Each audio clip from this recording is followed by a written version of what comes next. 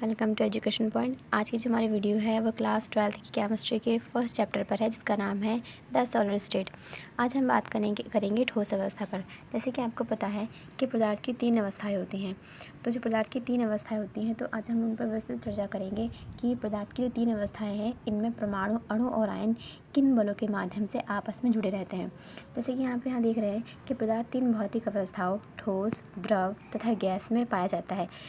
तो इन पदार्थों के निर्माण में जो पार्टिकल्स, जो परमाणु, अणु और आयन आपस में भाग लेते हैं, वो किसी न किसी आकर्षण बल के माध्यम से जुड़े रहते हैं और इनकी संरचना को संतुलित करते हैं। अगर आपने देखा होगा, आपने छोटी क्लास में पढ़ा है कि ठोस की जो आकृति होती है वो निश्चित होती है, जबकि द्रव की आकृति निश्चित नहीं होती और ना ही गैस की आकृति निश्चित होती है।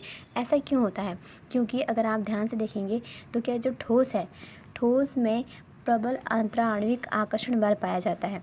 ये कहाँ होता है? ये उनके परमाणु अणुओं के माध्य होता है, जो उनके परमाणु और अणु को आपस में करता है, जोड़े रखता है। अब अगर हम बात करें द्रव की, तो द्रव में जो अंतराण्विक आकर्षण बल होता है वो ठोस की अपेक्षा क्या होता है? कम होता है, जिसके कारण द्रव को हम जिस पात्र में डालते हैं, जिस बर्तन में डालते हैं, वो उसी का आकार ग्रहण कर लेता है। जबकि गैस में आकर्षण बल बिल्कुल नहीं होता, इसलिए उसके जो अणु हैं वो क्या होते हैं? गति करने के लिए स्वतंत्र रहते हैं। ठीक, अब यहाँ देखिए, आपको जो नेक्स्ट है आपका, वो है ठोसों के प्रकार। ठोसों के कितने प्रकार होते हैं? ठोस के 2 प्रकार होते हैं। पहला है अक्रिस्टलीय ठोस, दूसरा है आपका क्रिस्टलीय ठोस।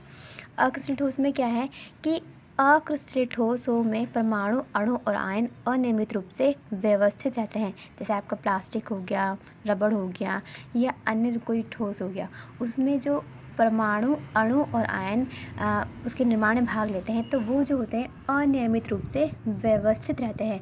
जैसा कि हमें पता है, किसी भी क्रिस्टल का जब निर्माण होता है, किसी भी क्रिस्टल का जब निर्माण होगा, तो उसके जो परमाणु, अणु और आयन होते हैं, वह एक नियमित श्रृंखला में, एक नियमित सीरीज़ में क्या होते हैं? व्यवस्थित रहते हैं। एक नियमित सीरीज़ होगी उनकी व्यवस्थित होने की, ठीक, एक नियमित सीरीज़ में व्यवस्थित होंगे। लेकिन यहाँ पर कहा गया है, जो अक्रिस्टलीय ठोस है, उनके परमाणु, अणु और आयन जो हैं वो अनियमित रूप से होंगे, यानी कहीं भी किसी भी स्थान पर क्या हो सकते हैं? उपस्थित हो सकते हैं। इससे क्या होगा? इससे जो उनकी आकृति होती है, उनकी संरचना होती है, उसमें क्या होता है? परिवर्तन आता है। इसलिए हम इसे कहते हैं अक्रिस्टलीय ठोस। यहाँ पर आपने एक देखा कि आप जानते हैं कि यहाँ पर जो है आपका कांच को हम क्या कहते हैं? कांच को हम अक्रिस्टलीय ठोस कहते हैं। कांच को अक्रिस्टल ठोस क्यों कहा जाता है? क्योंकि कांच में क्या होता है? बहने का गुण पाया जाता है। अक्रिस्टल ठोस है, लेकिन साथ साथ आप क्या कर रहे हो? उसे अतिशीतित द्रव कह रहे हो। अतिशीतित द्रव, जिसकी इसे नाम में इसका आंसर छुपा है, अतिशीतित द्रव, यानी कि वह ठोस जिसमें बहने का गुण पाया जाता है। अब ये तो बात हुई बहने की, लेकिन आपको ये पता होगा कि कांच बहता है, कि कांच कैसे बह सकता है? देखिए, अगर आपने देखा होगा, बहुत पुराने घरों के शीशे देखे होंगे, बहुत ही पुराने शीशे देखे होंगे, तो उनमें क्या होता है कि जो शीशे होते हैं वो ऊपर से तो क्या होते हैं? बहुत पतले होते रहते हैं, और नीचे से क्या होते हैं? बहुत मोटे होते रहते हैं। बहुत पुरानी हवेलियाँ या बहुत ज़्यादा पुराने घर जो होते हैं, उसमें ऐसा हमेशा देखा जाता है। और जो ऊपर के शीशे जो होते हैं बहुत पतले हो जाते हैं, नीचे के मोटे हो जाते हैं, और अक्सर ऐसे शीशे जो होते हैं, जो कांच की खिड़कियाँ होती हैं, वो दूधिया पड़ जाती हैं, सफ़ेद पड़ जाती हैं।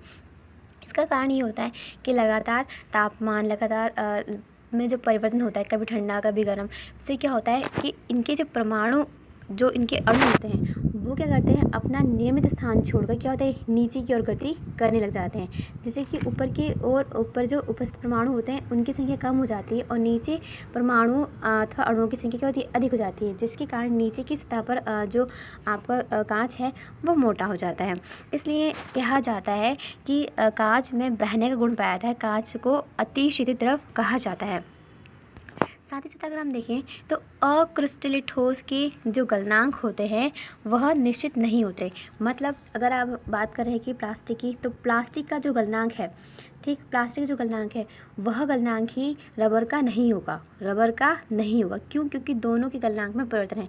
जिस तापमान पर, जिस टेम्परेचर पर प्लास्टिक पिघलना प्रारंभ करती है, उस टेम्परेचर पर रबर पिघलना प्रारंभ नहीं करेगी। इसका अर्थ ये हुआ कि प्लास्टिक, ये जो आपके जो अक्रिस्टलीय ठोस हैं, उनके गलनांक निश्चित नहीं होते। और इन्हें अक्रिस्टल ठोस को हम समदैशिक कहते हैं। समदैशिक क्यों कहते हैं? क्योंकि इनके भौतिक गुण यानी वही गुण जिन्हें हम देखकर पता लगा सकते हैं, महसूस कर सकते हैं, ठीक। तो भौतिक गुण जो होते हैं इनके सभी दिशाओं में क्या होते हैं? सभी दिशाओं में क्या होते हैं? समान होते हैं। अक्रिस्टल ठोस के जो भौतिक गुण होते हैं सभी दिशाओं में समान होते हैं, इसलिए हम इन्हें समदैशिक कहते हैं, ठीक। अब तो ये तो बात होगी अक्रिस्टल ठोस की। नेक्स्ट हम बात करेंगे क्रिस्टली ठोस की। क्रिस्टली ठोस किसे कहते हैं? जैसे कि नाम से समझ में आ रहा है, क्रिस्टली ठोस, जिसमें क्रिस्टल पाए हैं, यानी कि वह ठोस या वह क्रिस्टली पदार्थ जो किसी विलायक माध्यम, जैसे आप इसमें ले सकते हैं, जल ले सकते हैं, विलायक माध्यम में घोलने पर आसानी से अपने आयनों में वियोजित हो जाते हैं, तो उन्हें हम क्या कहते हैं? क्रिस्टली ठोस कहते हैं। यहाँ हम अधिकांश तौर पर हम क्या लेंगे? जैसे अगर एक गिलास पानी लिया, उस एक गिलास पानी में आपने क्या लिया? NaCl लिया और 1 चम्मच NaCl आपने पानी में डाला, तो क्या होगा? क्या NaCl जो है, नमक जो है, वो क्या ऐसे ही रहेगा पानी के अंदर? नहीं, वो क्या हो, कुछ समय में क्या हो, तुरंत ही घुल जाएगा। इसका मतलब क्या है? वो अपने Na+ और Cl- आयनों में टूट जाएगा। तो हम इसे क्या कहेंगे कि NaCl एक क्रिस्टलीय ठोस है, अर्थात वह विलायक में डालने पर अपने आयनों में वियोजित हो जाता है। अब NaCl के आयन कौन से हुए?